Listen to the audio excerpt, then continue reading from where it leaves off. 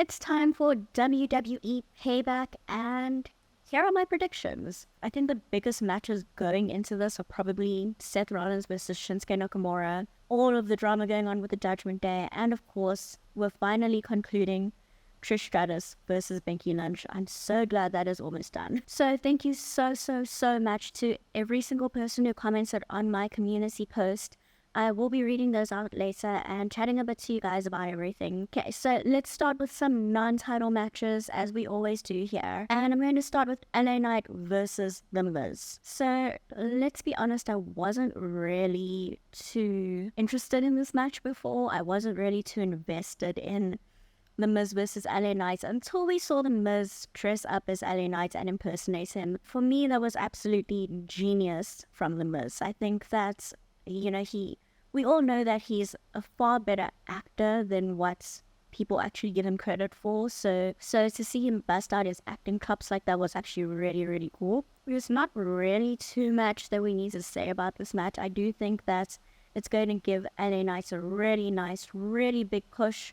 So I'm hoping that LA Knight wins this, and then he can go on to Rey Mysterio and the US title, because I think it's time he has a title. I think we can all agree on that one. So I'm picking LA Knight to beat The Miz in this match. So now I hope we're actually finishing the story and that Trish and Becky are done after this match.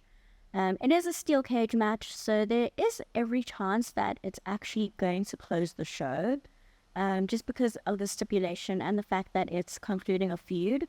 I'm genuinely hoping that this is done after this. I mean, Trish has looked great, and I hope that she's sticking around for a little bit after this. It's probably one of her better runs since retiring. She does look a lot better than she did facing Charlotte a couple of years ago. So I do think that, you know, this is one of the best versions of Trish that we've seen. And she's bringing back a lot of her old gimmicks and personas, and that's really been fun to watch. It's also her first steel cage match, so she's getting to do all of the things that she didn't get to do in her initial run with WWE, and that's really been fun to see. I mean, we saw Trish in Money in the Bank. Who would have thought that in 2023, we see Trish in Money in the Bank?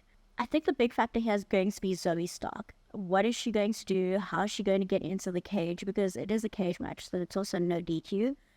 So she can get in. We've seen tons of people always just getting into the cage and interfering in these matches. So honestly, I think that this feud should actually be between Lita and Trish, because Lita was the one that got attacked. Lita was the one that couldn't defend her title, and that's the reason they lost the tag team titles. So I have a feeling that they should actually bring Lita back just for this match to help Becky win, so that it feels like everything has gone full circle, and so that we can actually conclude this feud properly. Because after this, Lisa might decide that she can come back, and then we're going to have Trish versus Lisa as well, which, you know, just defeats the purpose, because I feel like Trish should go on to something better, maybe actually winning the tag titles herself with Zoe, you know. I mean, it also gives Zoe Stark a push, because she'll have a tag team title under her belt, you know. And I also think Becky should go into bigger, better things like facing Rhea Ripley. But I do think that Becky does need to take the win. It's going to be a really nice babyface moment. Okay, so onto some title matches now. And again, this isn't really one that I'm looking forward to too much. It's Rey Mysterio versus Austin Theory, and this is for the US title. So I do think that this feud is a little bit weird, but I do think that Santos Escobar is going to probably play a huge role in this match. Now, I don't know if he's going to play a big part by unintentionally helping Austin Theory win, because there's every possibility that Austin Theory can win this match, or if he helps Rey Mysterio win and then turns on Rey Mysterio after the match. So because it is a B pay-per-view and not really a big pay-per-view that people are looking forward to, I think they're actually going to put a lot of twists and turns in, just to keep people interested and make it feel like it's worth it watching this pay-per-view. Especially because we're very tired from All In, and All Out is also happening. WWE is going to pull out all the stops just to make sure that we're watching this pay-per-view and that we're interested. So I do think that a heel turn could come here from Santos Escobar. So I'm going to talk about Raquel Rodriguez versus Rhea Ripley and the Judgment Day versus Kevin Owens and Sami Zayn, all in one go, all in one mesh, because their stories are all intertwined. Raquel doesn't feel like a main eventer yet. She doesn't feel like she's on Rhea Ripley's level. So I don't think she's winning here. I have 5 scenarios in my head, and I don't think the 2 where Rhea Ripley loses is actually even possible. I think there's probably only like a 2% chance of Raquel winning the title. The one that I actually want is where the Judgment Day actually all win titles, and they all win gold, and they're all happy because we haven't seen a happy Judgment Day in like 2 months. And to be honest, happy Judgment Day is the most fun Judgment Day. That's what I was, but it's probably not going to happen. Option 2 is Rhea wins, but Priest and Balor lose. And then we go into Raw, and she pretty much just kicks everyone out. Okay, so that's another possibility. Option 3 is actually that they both lose, and then they're all in the same boat except for Dominic Mysterio because he still has the North American title. So where does the Judgment Day go from there? Like I said, Raquel's not winning, so there's a very low possibility of that option happening. Option 4 is kind of interesting because, again, I don't think it's going to happen, but what if Balor and Priest win and Rhea loses? And probably with the help of Liv Morgan is the only way that Raquel Rodriguez can win the title. But what if Rhea loses and Priest and Balor win? Can that actually happen? And what would happen to the Judgment Day? Because she's the one that said they all need gold or change is going to happen. Okay, and the 5th option, this is probably what's going to happen, to be honest. Okay, so my theory is that JD McDonough actually tries to help Priest and Balor win. But because JD is also fighting with Priest, he ends up helping Sami and Kevin retain. So Judgment Day lose the match and they don't have gold.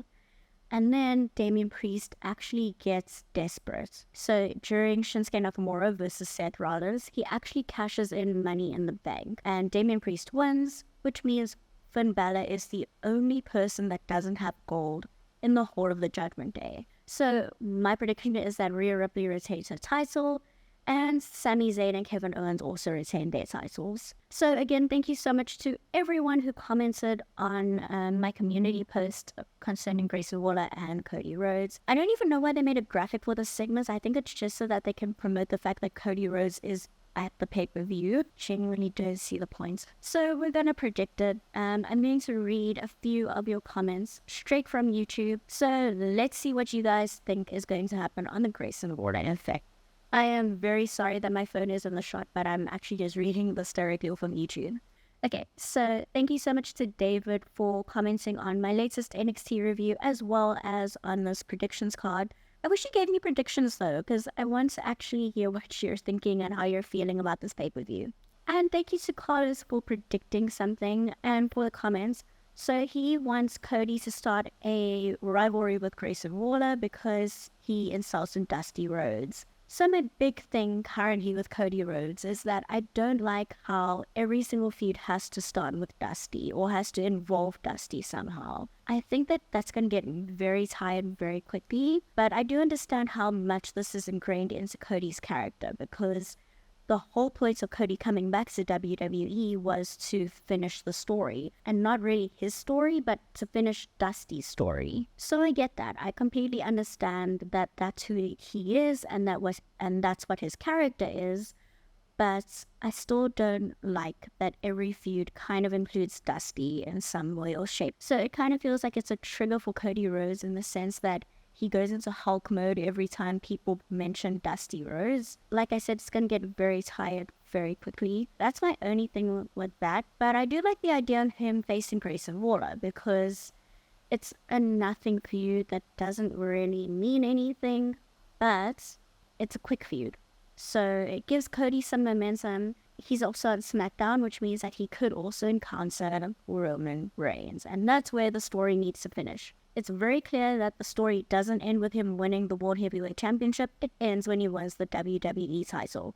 So please just give him the WWE title. That's all I'm asking. But yes, thank you so much for your comments. And I'd also like to give a huge shout out to BM Mania for commenting on a ton of my videos. I love hearing your thoughts on NXT and Raw and SmackDown. I'd also like to give a shout out to the Judgment Days Kid. Firstly, very cool username.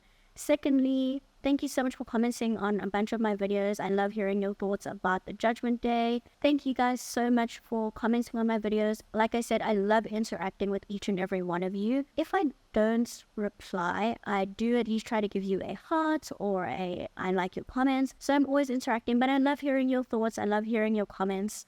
I love hearing your thoughts on wrestling in general because I find these conversations very, very interesting. So if you feel like it, please leave a comment. I do try to reply or interact as much as possible. And I'm going to plug right now because it's kind of leaning into that direction. So please hit the like button with a giant super kick if you like this video so I can keep making more awesome wrestling content for you.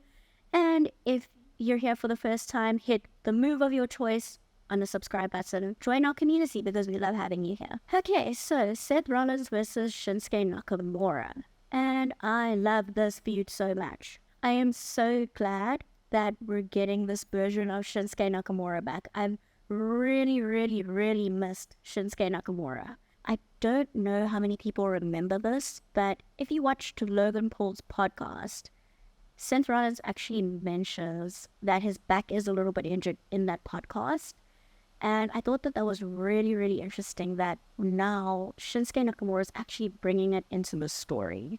It's funny because both of the feuds that he's had so far, one with Finn Balor and now with Shinsuke Nakamura, it's actually just people constantly beating up Seth Rollins. And I know that that's like the go-to storyline is that the babyface gets beaten down. The babyface gets beaten down. Then at the match, they're so beaten down that they actually are at a disadvantage.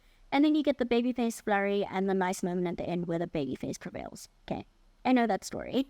It's happened way too many times in the world of wrestling. But I know that the Finn Balor story was a very heartfelt story because it was the whole 7 years story. It's Finn Balor trying to get payback on Seth Rollins for stealing 7 years of his career. But the Shinsuke Nakamura story is so interesting because there's this layer of Seth is genuinely injured. And because it was mentioned on the Logan Paul podcast, people are like, ooh, it's kind of real, you know. And then WWE releases videos of Seth getting powerbombed through tables and onto ladders and onto aprons and all sorts of crazy things. And so now you're kind of like, okay, this could actually be a huge problem for Seth Rollins, you know. There's so many added elements here. I mean, how many times has he mentioned the Warriors Code now? The code that's actually tattooed on Seth Rollins' back, on his injured back. So it's actually a very interesting dynamic here. I do, however, feel very bad for Shinsuke Nakamura because firstly, I don't think he's going to win. And secondly, if he does win, we all know that this is just a placeholder until they're ready to give the titles to Damian Priest and he cashes in. So I know that there's only an 80% or so now chance of actually winning the title with Money in the Bank because so many people have failed. They wouldn't give Damian Priest Money in the Bank if they weren't intending on him being the champion. Because I mean, look at the other people that were in that match. They very, very, very could have easily given it to LA Knight and given people what they wanted. But instead they gave it to Damian Priest. It's clear that they want Priest to be champion. They just don't know when they want him to be champion at this point. Whoever fights Seth Rollins now and whoever holds the title until Priest cashes in is just a transitional champion or is just a placeholder, a filler champion until they're ready to give it to Damian Priest. Which is why I'm pretty upset with the storyline because you kind of know that Shinsuke Nakamura is not going to win or he's not going to have the title reign he deserves because Money in the Bank is there. But I'm really happy that Shinsuke Nakamura is on TV because it feels like he's been really underutilized on the main roster. So I'm going to go with Seth Rollins retaining the World Heavyweight Championship. And yeah, those are my predictions. Thank you so much for watching this video. And if you enjoyed it, be sure to hit that like button and the subscribe button. If you want to share it with your friends, be sure to hit the share button and copy the link. Do all of that good YouTube stuff. And like I said, please, please, please leave comments because I love talking to you guys. So let me know your predictions down below. What do you think of Payback? How are you feeling?